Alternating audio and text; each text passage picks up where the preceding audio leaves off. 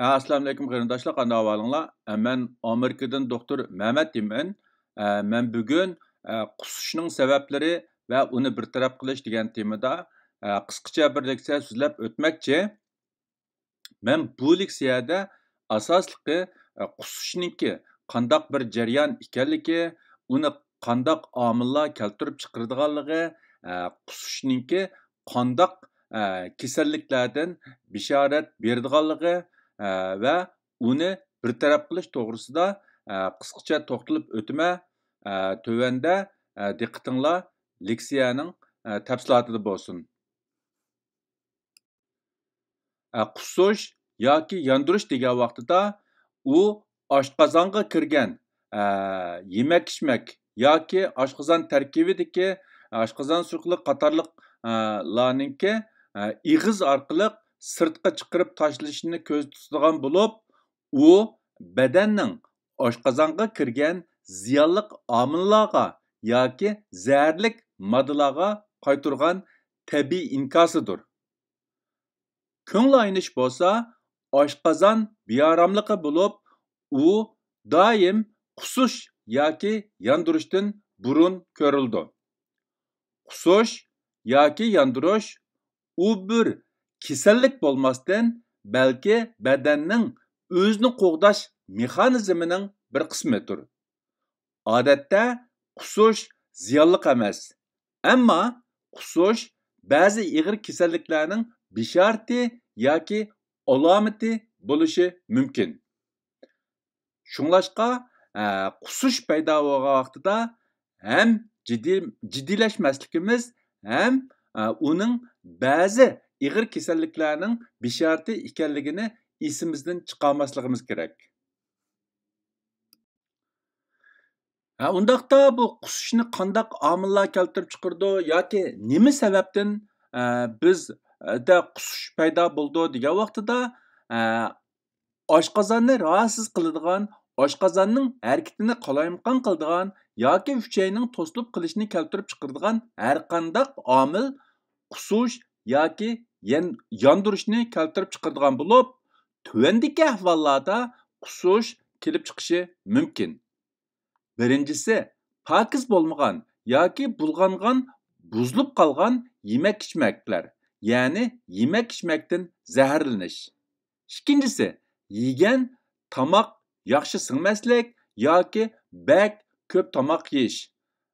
Bu vaqtlarda bo'lsa, sut xil kelmaslik.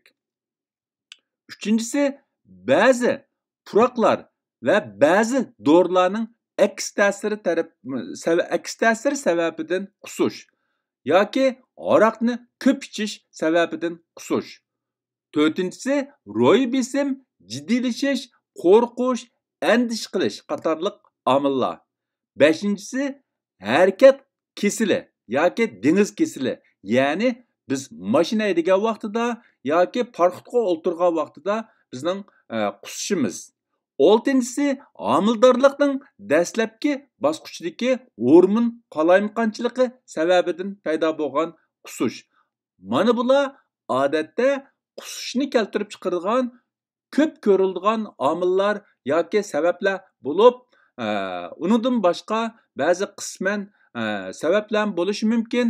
Bu to'g'risida men bu yerda tafsil to'xtalib o'ltirmayman. Men faqatla bu yerda shu qusishni keltirib chiqaradigan ko'p ko'riladigan omillarni qarindoshlarga qisqacha tonishtirib o'tmoqchi. Yuqorqi omillardan boshqa, ya'ni qusishni paydo qiladigan ko'p ko'riladigan omillardan boshqa tövəndəki kasalliklarmi bizda qusishni paydo qilishi mumkin. Ya'ni bu kasalliklarda qusish bir kasal alomati sifatida mavjud bo'lib turishi mumkin. Birinchisi, uchay harakatining to'xtab qilishi yoki uchayning to'silib qilishi. Ikkinchisi, oshqozon yorisi, oshqozon yallig'i, uchay yallig'i va so'qir uchay.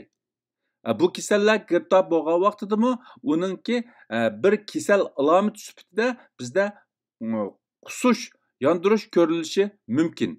Uchinchisi, o't yallig'i, o't tash paydo bo'lish, qatarlıq öt kasalliklari. 4-inchisi mingi o'smisi, mingi zaxmisi, mingiga qon tushish, mingi suvliq ishiqi qatarlıq mingining besimini oshirib o'tadigan har xil kasalliklar. Mana bu biz odatda mushu qusishga alohida diqqat qiladigan ig'ir kasalliklar bo'lib, sababsiz qusgan vaqtida yoki qusish uzluksiz ig'irlashib ketgan vaqtida biz bu xil ahvolning bor yo'qligiga alohida diqqat qilishimiz, ya'ni qusishga sal qaramasligimiz kerak. 5-inchisi uchay raki, jigar raki, jigar qetibilish yoki uchayni besib uchayning to'silib qilishni keltirib chiqaradigan boshqa rak yoki o'smalar. Bumu mushu qusishni paydo qiladigan ig'ir kasalliklar bo'lib, biz ba'zi sababsiz yuz bergan uzluksiz ig'irlashgan ba'zi qusishlarga duch kelgan vaqtida bu kasalliklarni nazardan soqit qilmasligimiz kerak. 6-inchisi yurak sanjiqi, yurak tiqilmasi. 7-inchisi ba'zi viruslar bilan yuqumlanish.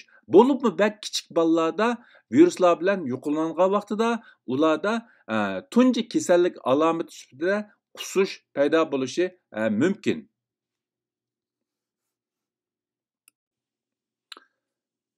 Qusish odatda o'zi yolg'iz ko'rilishi mumkin. Boshqa kasalliklar va kasal alomatlari bilan birga ko'rilishi mumkin. Undaqda qusish bilan birga ko'riladigan kasal alomatlari nimalardan iborat yoki qanday kasal alomatlar qusish bilan birga ko'rildi degan vaqtida odatda qusish yoki yondirish bilan birga ko'riladigan kasal alomatlar har bir odamda va ular giribdor bo'lgan kasalga qarab farqli bo'lishi mumkin. Birinchisi, men dastlab deb o'tgandagidek, bu ko'ngli aynish, ko'ngli ilishish, bu odatda qusishdan burun keladigan kasallik alomatlari. Ikkinchisi, qo'saq og'rish yoki oshqozon og'rish. Uchinchisi, bosh og'rish, bosh chinqilish, ba'zida hatto hushidan ketish, bo'libmi bak mushu mingi o'smisi, mingi qon tushish yoki mingi suvliq ishiqi, mingi raki degandagidek mingining besimini yuqori ko'tarib o'tadigan har xil kasalliklar bo'lgan vaqtida bemorda qusishdan boshqa yana bosh og'rish, bosh chinqilish, ba'zida hatto hushidan ketadigan ahvollar bo'lishi mumkin. Shunlashqa qusish bilan bu xil kasal alomatlar birga ko'rilgan vaqtida biz chuqum alohida diqqat qilishimiz, ya'ni mingining besimini yuqori ko'tarib o'tadigan ba'zi kasalliklarning mavjudligini diqqatimizdan hargiz soqit qilmasligimiz kerak. 4-inchisi tomoq yegisi kelmaslik, ishtah tutilib qilish. 5-inchisi ich surish, qo'saq chinqilish, qo'saq ko'pish degandek kasal alomatlarimi bu qusish bilan birga keladi. 6-inchisi badanda ko'p miqdorda suyuqlik yo'qolish, badan suvsizlanish. Bumu shu qusish bilan birga keladigan kasallik alomatlari hisoblanadi. Undaqda bu qusishning oqibati nima? Ya'ni qusish davomlashsa qanday oqibatlar kelib chiqadi degan vaqtimizda ko'pincha ahvolda oshqozon ichidagi narsalar sirtqa qusib chiqarilib, oshqozon bo'shagandan keyin qusishmi to'xtaydi. Ya'ni qusish saqib ketadi. Qusish odatda alohida yomon oqibat keltirib chiqarmaydi. Ammo qusish uzunga so'zilgan vaqtida yoki qusish qayta sodir bo'lgan vaqtida, bo'libmi qusishga yondosh ish surish bo'lgan vaqtida badanning suvsizlanishi va elektrolit moddalarning qalaymaqon bo'lishini keltirib chiqarishi mumkin. Ba'zida bo'libmi kichik bovoqlar yoki yashangan kishilarda hushidan ketganlarda qusuq yoki yondirgan narsalar o'pkaga kirib, o'pka yolg'ini paydo qilishi mumkin. Qisman ahvollarda qusish, mingiga qon tushish yoki mingi o'smisining jigar yoki jigar qetibilish qatorliq ig'ir kasalliklarning alomati yoki bishorati bo'lg'achqa uningga sal qarashqa bo'lmaydi. Ya'ni odatda qusish garchi alayda yomon oqibatlarni keltirib chiqarmasimi, biroq u ba'zi yomon kasalliklarning, ig'ir kasalliklarning bishorati, kasal alomati bo'lg'achqa biz uningga sal qaramasligimiz kerak.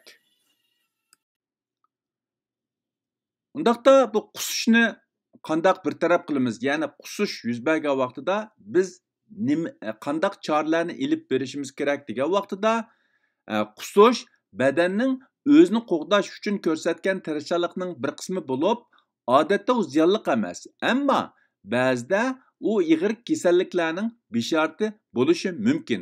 Shunglashqa qusish yuz bergan vaqtida bir qism choralarni ilib borgandan boshqa uning ig'ir kasalliklarning bishorati bo'lish ehtimolligini cho'qim esimizdan chiqarmasligimiz kerak. Birinchisi, gumonliq deb qaralgan har qanday yemak-ichmaklikni iste'mol qilishni darhol to'xtatish kerak. Ikkinchisi, vaqtincha sut va sut mahsulotlarini iste'mol qilmaslik. Uchinchisi, suv to'liqlashga alohida ahamiyat berish, badanning suvsizlanishidan saqlanish kerak.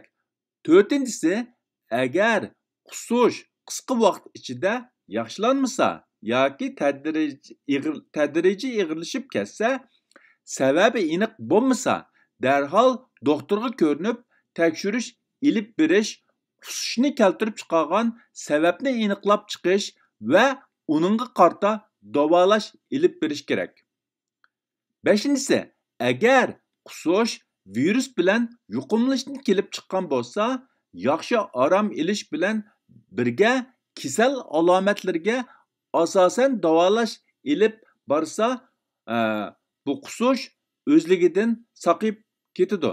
Chunki bu virus keltirib chiqargan kasalliklarningki ko'p qismi badanning immunit kuchiga tayanib o'zligidan saqlayganligi uchun badanda virus tozalanib chiqqandan keyin bu qusishmi saqib ketadi. Bu yerda shu qusishni bir taraf qilish jarayonida bizning alohida diqqat qiladiganimiz birisi shu badanning suvsizlanib ketishiningki oldini olish, ya'ni suv to'liqlashga ahamiyat berish. Ikkinchisi, bu qusishningki ba'zi ig'ir kasalliklarning bishorati ekanligiga alohida e'tibor berish. Bu ikki nuqta alohida muhim.